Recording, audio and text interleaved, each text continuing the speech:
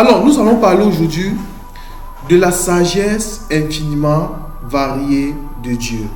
C'est quoi la sagesse infiniment variée de Dieu, bien-aimé dans le Seigneur? Tel qu'il est dit dans Éphésiens chapitre 3 à partir du verset 11. Éphésiens 3 à partir du verset 11. Selon le dessein éternel, Éphésiens 3 à partir du verset 10. Éphésiens 3, 10. Afin que les dominations et les autorités dans les lieux célestes connaissent aujourd'hui par l'Église la sagesse infiniment variée de Dieu.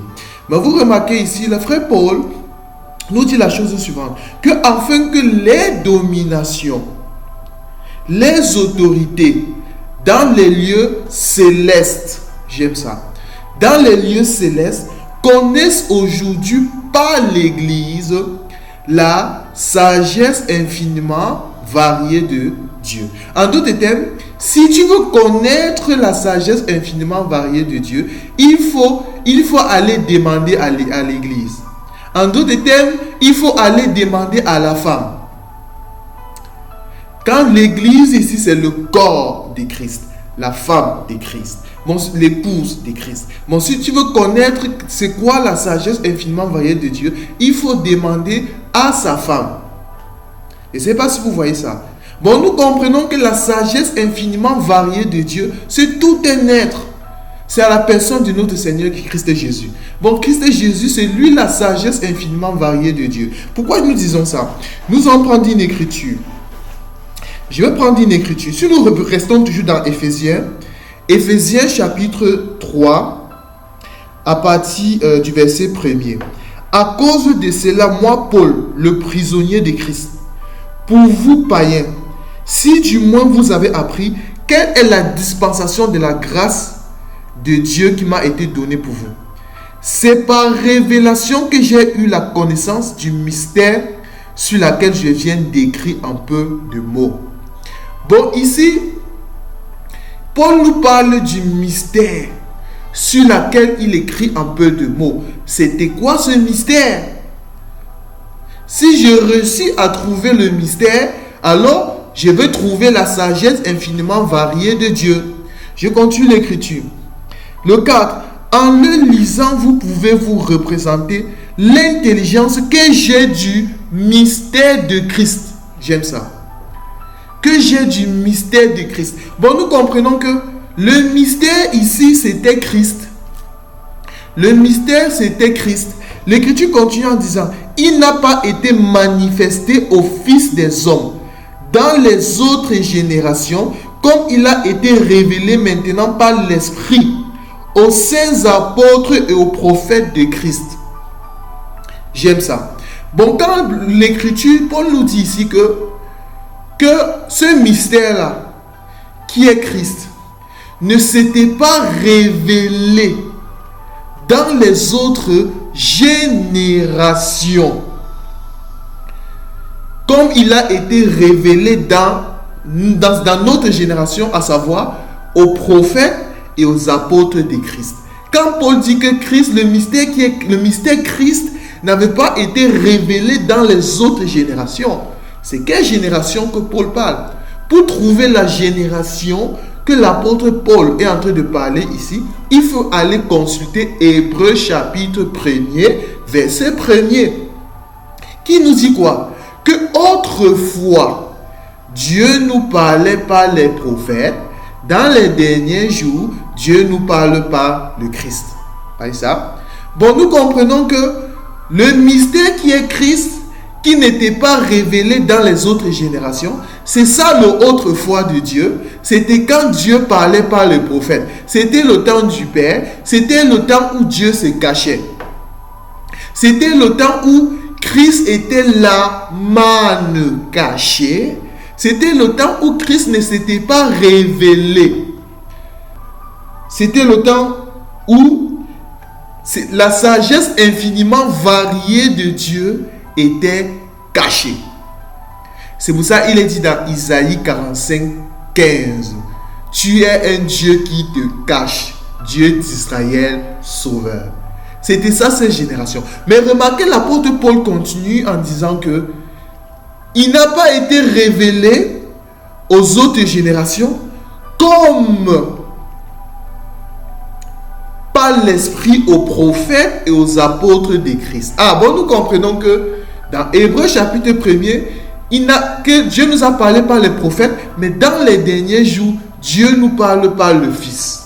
Nous comprenons que le Fils ici, là, le parler du Fils, c'est ça la révélation du mystère caché de tout le temps aux apôtres et aux prophètes de Christ. C'est pour ça qu'il est dit dans Éphésiens 2, 20, vous avez été édifiés sur le fondement de quoi?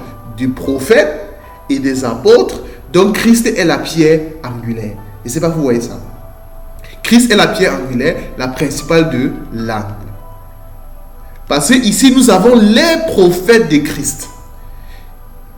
Nous avons les prophètes de Christ, ici là. Si je prends l'écriture, le verset 6, ce mystère, c'est que les païens sont cohéritiers, forment un même corps et participent à la même promesse en Jésus-Christ par l'évangile.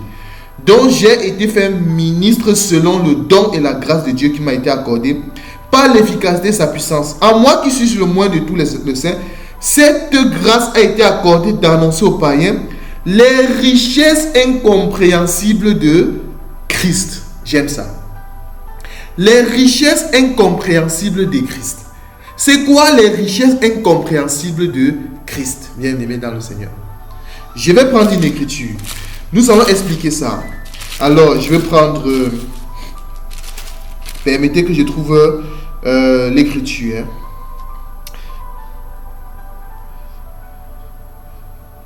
Alors, je vais prendre une écriture. 1 Corinthiens chapitre 1er, à partir du verset 17. Ce n'est pas pour baptiser que Christ m'a envoyé. C'est pour annoncer l'évangile. Et c'est là sans la sagesse de langage. Afin que la croix de Christ ne soit pas rendue vaine. Là, je vais expliquer la sagesse infiniment variée de Dieu. Les richesses incompréhensibles de Christ. Ici, nous voyons que, c'est pour le verset 18. Car la prédication de la croix est une folie pour ceux qui périssent. Mais pour nous qui sommes sauvés, elle est une puissance de Dieu. Bon, ici, je veux voir que les richesses incompréhensibles de Christ, c'est ça tout le plan de la rédemption que Dieu a préparé pour un peuple qu'il a connu d'avance dès la fondation du monde. Bien-aimé dans le Seigneur. L'Écriture continue en disant, aussi il est écrit, je détruirai la sagesse des sages et j'anéantirai l'intelligence de l'intelligence. Là maintenant, je vais expliquer c'est quoi la sagesse infiniment variée de Dieu. On a expliqué que c'est tout un être qui est Christ. Maintenant, cette sagesse-là, tu ne peux pas comprendre la sagesse infiniment variée de Dieu avec la sagesse de ce monde. Pour comprendre Christ, pour comprendre la sagesse, la sagesse infiniment variée de Dieu, il faut la comprendre avec la sagesse de Dieu. C'est ce que je veux montrer ici. L'Écriture nous dit, le verset 20, où est le sage? Où est le scribe? Où est le disputeur de ce siècle? Dieu n'a-t-il pas convaincu de folie les sages de ce monde? Car puisque le monde avait sa sagesse, n'a point connu Dieu dans la sagesse de Dieu, il a plu à Dieu de sauver le croyant par la folie de la prédication. J'aime ça. Il a plu à Dieu de sauver le croyant par la folie de la prédication. C'est ça, ce sont ces éléments qui font partie de quoi? De la sagesse infiniment variée de Dieu. Ce sont ces éléments-ci. Alors, l'Écriture nous dit, le verset 22, les Juifs demandent un miracle et le grec cherche la sagesse. Nous prêchons Christ crucifié. J'aime ça. C'est ça les richesses incompréhensibles de Dieu. C'est ça la sagesse infiniment variée de Dieu. C'est ça la prédication de la croix, qui est une folie pour ceux qui périssent. Les gens ne comprennent pas. Les gens ne comprennent pas comment est-ce qu'un Dieu peut venir mourir. Est-ce que Dieu peut mourir? Comment est-ce qu'un Dieu, tellement il a aimé sa créature, il a aimé, il nous a aimés, il est venu, tel qu'il est dit dans Philippiens chapitre 2, ayez en vous, verset 5, ayez en vous les sentiments qui étaient en Jésus-Christ, lesquels existant en forme de Dieu, la force, le Père, le Créateur, n'a pas cherché comme une proie arrachée d'être égal à Dieu, mais s'est dépouillé en prenant la forme d'un serviteur, en devenant un simple homme. Les gens ne comprennent pas comment est-ce qu'un Dieu peut faire ça. C'est ça la folie de la croix. C'est ça la folie de Dieu, bien-aimé dans le Seigneur. C'est ça la sagesse infiniment variée de Dieu, les richesses incompréhensibles de Christ. On ne le comprend pas avec la sagesse terrestre, bien-aimé dans le Seigneur. Continuons l'écriture. De sauver les croyants par la folie de la prédication. Les Juifs demandent un miracle, les Grecs demandent la chair. Nous prêchons Christ crucifié. Scandale pour les Juifs et folie pour les païens. Mais puissance de Dieu, j'aime ça, puissance de Dieu. Sagesse de Dieu pour ceux qui sont appelés tant juste en grève. Car la folie de Dieu est plus sage que les hommes. Tout ça, nous avons toujours dit, le français de la Bible n'est pas un roman. Quand on parle de la folie de Dieu, notre Dieu est fou. Mais viens nous voir, on va t'expliquer c'est quoi la folie de Dieu. La folie de Dieu, c'est sa capacité à confondre les sages de ce monde, bien-aimé dans le Seigneur. Si tu veux comprendre, papa, Christ avec ta sagesse terrestre, tu ne pourras jamais le comprendre. Jamais. La folie de Dieu est plus sage que les hommes. Et la faiblesse de Dieu est plus forte que les hommes, bien-aimé dans le Seigneur. J'aime beaucoup, si nous prenons 1 Corinthiens chapitre 2, à partir du verset 6.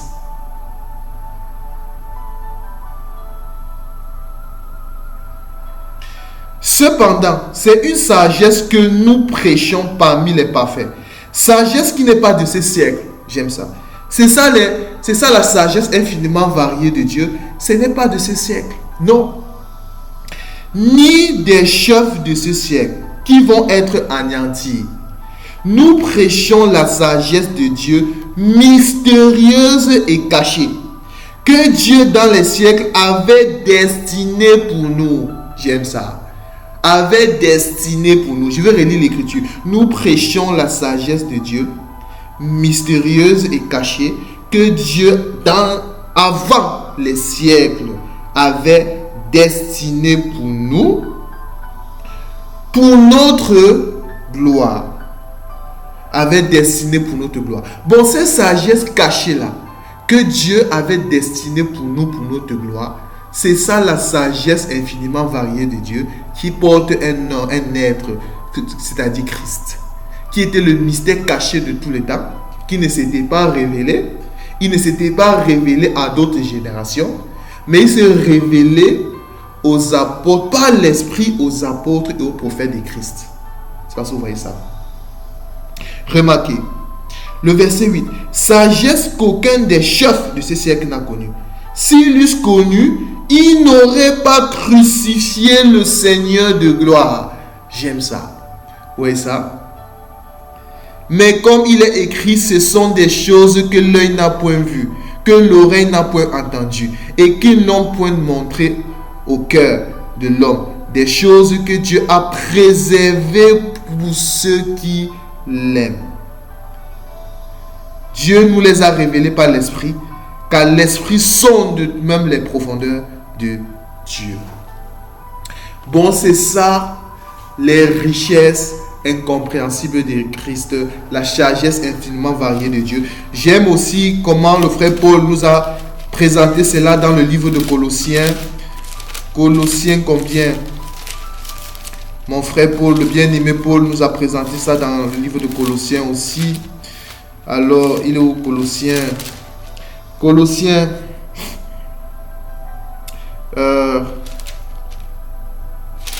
Colossiens chapitre combien?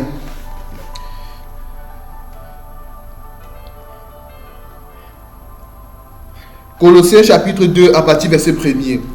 Je veux en effet que vous sachiez combien est grand le combat que je soutiens pour vous et pour ceux qui sont à Laodicée et pour tous ceux qui n'ont pas vu mon visage dans la chair, afin qu'ils aient le cœur rempli de consolation, qu'ils soient unis dans la charité et enrichis d'une pleine intelligence, pour connaître le mystère de Dieu.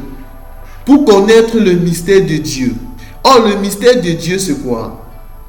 C'est ça le mystère caché de tous les temps. C'est ça la sagesse infiniment variée de Dieu. C'est ça les richesses incompréhensibles de Christ.